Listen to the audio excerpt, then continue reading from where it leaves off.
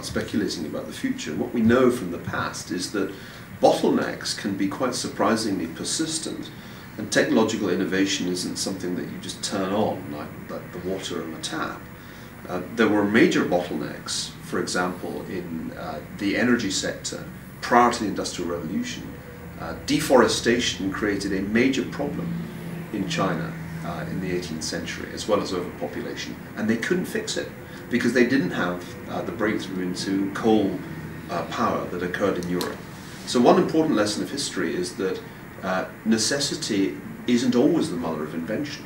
Sometimes necessity is just the mother of famine or poverty.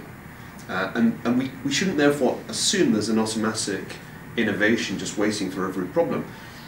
On the other hand, we know from the long run of history that sometimes there can be game-changing technological innovation that is impossible to foresee ahead of time, that radically alters the efficiency with which resources are consumed.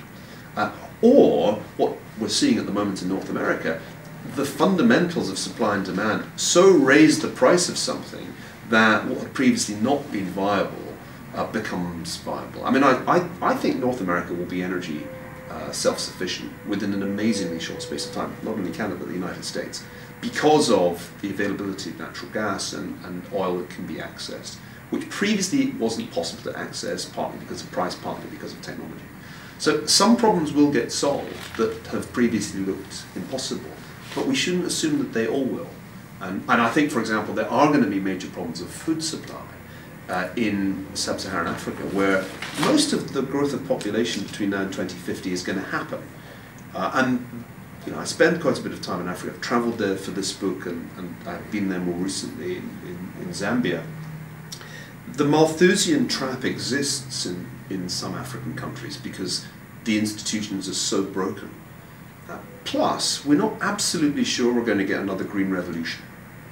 I mean, we might, but if you look at agricultural productivity since Malthus, who was of course writing in the 1790s, it's not a smooth line, and there aren't that many smooth lines in history.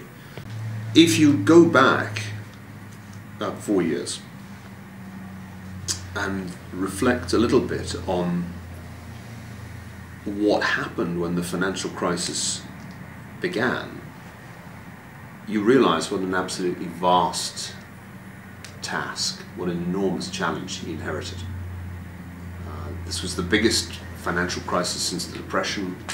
The macroeconomic shock was even bigger than was realized at the time, and the revisions of the GDP data show that. And we therefore can't judge President Obama too harshly, as if somehow these problems arose subsequent to his becoming president. I think there's going to be a long debate about whether he could have handled the crisis differently. But we should, I think, begin by acknowledging that it could have got a lot worse. And that compared with where the US economy was, say, in 1931-32 and into 33, we avoided a Great Depression.